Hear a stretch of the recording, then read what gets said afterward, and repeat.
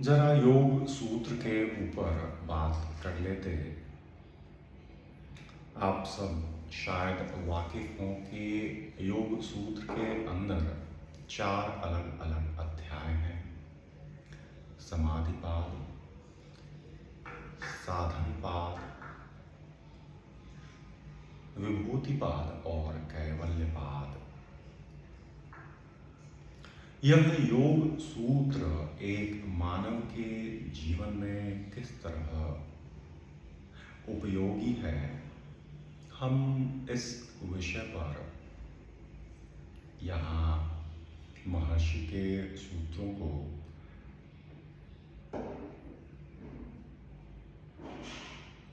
समझने और समझाने का प्रयास करेंगे। पृष्ठभूमि में बात यही है कि एक व्यक्ति जो जीवन की अंतर्निहित सत्य को जानना चाहता, वह जिज्ञासु येन केन प्रकारेण एक गुरु के समीप पहुंच जाता। तो यह गुरु शिष्य परंपरा के अंतर्गत ज्ञान का संपादन, अर्जन, अध्ययन किस तरह होता, यही योग सूत्र में मुखरित है। प्रथम अध्याय में यह बताया गया कि लंबे समय तक गुरु के सानिध्य में रहकर साधन को समझना होता है। महर्षि ने इस अध्याय का नाम रखा समाधिपाद। इसका कारण संभवतः यह हो सकता कि जब एक जिज्ञासु, एक विद्यार्थी गुरु के समीप में हुआ करता, तब उसको सहज ही समाधि का बोध हो जाया करता, जहाँ अल्पतम प्रयास से ही उस जिज्ञासु को उसके लक्ष्य का आभास हो जाता।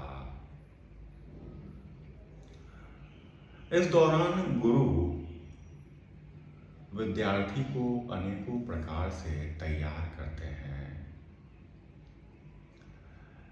यह बहुत बड़ी जिम्मेदारी की बात होती है। शिष्य कभी भी समझ नहीं सकते कि गुरु किस तरह से तैयार करते हैं। और यह जो गुरु शिष्य परंपरा है, यहाँ गुरु अमरता का पाठ विद्यार्थियों को दिया करते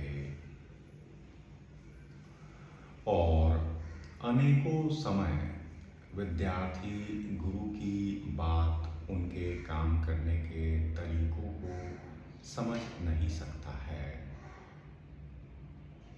इसलिए परंपरागत शिक्षा विधि में यही कहा गया कि सर्व इंद्रियों को बंद कर गुरु की आज्ञा में रहो, उसी में कल्याण निहित है। चूंकि जिज्ञासु इस जीवन से इतना परेशान हो चुका है कि अब बाहर कोई मार्ग दिख नहीं रहा था, तभी उसने यह आलंबन गुरु का सहारा लिया। और गुरु, सदगुरु ऐसे होते जो कभी भी बीच में हाथ नहीं छोड़ते। यह गुरु शिष्य संबंध सांसारिक तौर तरीकों, चलन का मार्ग नहीं है। यह अत्यंत ही श्रद्धा, विनय और सीधी बात का मार्ग है। यहाँ पर जीवन लाभ अर्जन के हेतु विद्यार्थियों को गुरु के सम्मुख जो भी परेशानी कष्ट होता उसको सीधे सीधे बता लेना चाहिए। यद्यपि गुरु सब कुछ जानते हैं, गुरु शरीर का ज्ञान देते, मन का ज्ञान देते, प्राण का ज्ञान देते, विज्ञान का ज्ञान देते, आनंद का ज्ञान देते और उससे भी आगे का ज्ञान देते हैं। यह लंबी तीर्थ यात्रा है जो महीनों, एक बरस, 2 बरस का मार्ग नहीं, यह दशकों का मार्ग समझा जा सकता है या पूर्ण जीवन भर का मार्ग। तो हम योग सूत्र के प्रथम पाद अध्याय समाधि पाद की बात कर रहे थे। तो गुरु सानिध्य में रहने के उपरांत साधन का जब थोड़ा थोड़ा अनुभव विद्यार्थी को होने लगता, तब अनेकों समय गुरु के समीप रहने से कठिन अनुशासन का मार्ग छोड़ने की इच्छा भी विद्यार्थियों को होती है। मगर गुरु तो सर्वज्ञ, सब जानने वाले हैं। वे जानते हैं कि कल्याण कहाँ है और वे उसी अनुकूलता में विद्यार्थियों को प्रेम से समझा ही लिया करते हैं और पूर्ण तैयारी के उपरांत साधन देकर छोड़ भी देते हैं ताकि विभूति और कैवल्य का अनुभव हो जाए। यह सारा जो मार्ग है, इसको बहुत ही स्पष्ट तरीके से महर्षि पतंजलि ने योग सूत्र में व्याख्या इन सब की कर रखी है। तो अब आइए अध्ययन को आरंभ करें। हमने कुछ तैयारी की है।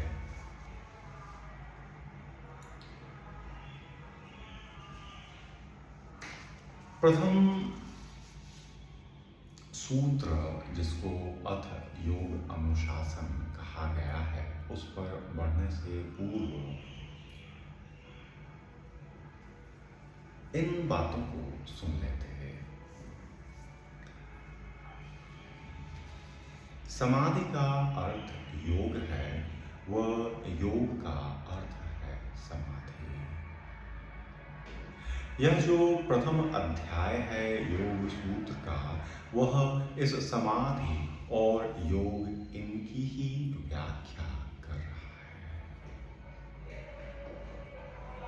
और दोनों का अर्थ है कि मन को अत्यधिक प्रभावित करने वाला ध्यान और सर्वोच्च भक्ति।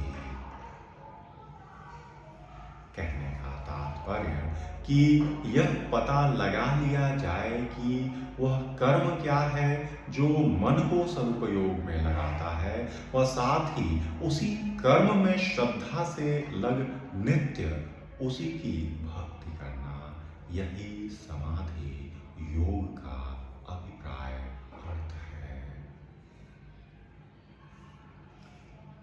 वैसे साधक जो सर्वांगीण शारीरिक स्वास्थ्य, मानसिक सबलता, विवेक सहित बुद्धिमत्ता और आध्यात्मिक झुकाव रखते, उन्हें महर्षि पतंजलि ने अभ्यास व वैराग्य के मानक प्रदान किए हैं ताकि वे आध्यात्मिक शिखर को प्राप्त कर सकें, ताकि वे आत्मा को देख सकें, आत्म दर्शन कर सकें।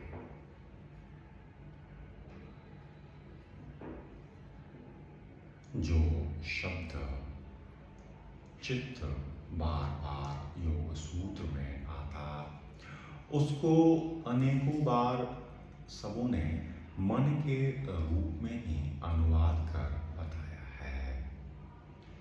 पश्चिमी देशों में भी यह माना गया है या माना जाता है कि जो मन है वह संकल्प, इच्छा शक्ति, अनुभूति, गतिशीलता के साथ साथ विवेक का भी सामर्थ्य रखता है।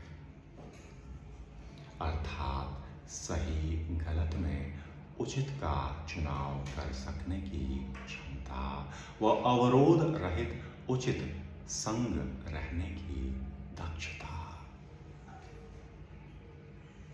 लेकिन सच में तो यह सजगता या होश ही है। इसे ही चैतन्य, भान, चेतना भी कहा जाता है। भारतीय दार्शनिकों या तत्वज्ञानियों ने चित्त का अनेकों तरह विश्लेषण किया और इसे 3 पहलुओं में उन्होंने विभाजित किया। मनस, माइंड, बुद्धिबोध, इंटेलिजेंस, अहंकार, ईगो, या स्वयं को इंद्रिय संतोष मात्र के बोध में सीमित ठहराव देना, यही अहंकार है। भारतीय तत्वज्ञानियों ने मानसिक शरीर को 2 भागों में विभाजित किया, मनोमय कोश और विज्ञानमय कोश। इस तरह अनेकों लोग सोचते हैं कि होश और मन एक समान है। यहाँ जो बातें हम कहने जा रहे, वहाँ होश, चैतन्य, चेतना, सजगता का अर्थ है मनोमय कोश मन के रूप में और विज्ञानमय कोश विशिष्ट बोध के रूप में। मन जो ज्ञान तथ्य एकत्र करता है वह क्षणिक तात्कालिक अनुभव पर आता, और जो बोध है वह बृहद अध्ययन व अनेकों ऊंच नीच के अनुभवों के होने के उपरांत ही निर्मित होता है। जिस तरह महत की सत्ता या ब्रह्मांडीय बोध प्रकृति का प्रथम सिद्धांत है, इसी तरह यह होश, चेतना, चैतन्य मानव का प्रथम सिद्धांत है। किसी भी क्रियाकलाप को संपन्न होने देने के लिए इसी होश की आवश्यकता है। और जो सारा योग सूत्र है वह मानव के इसी होश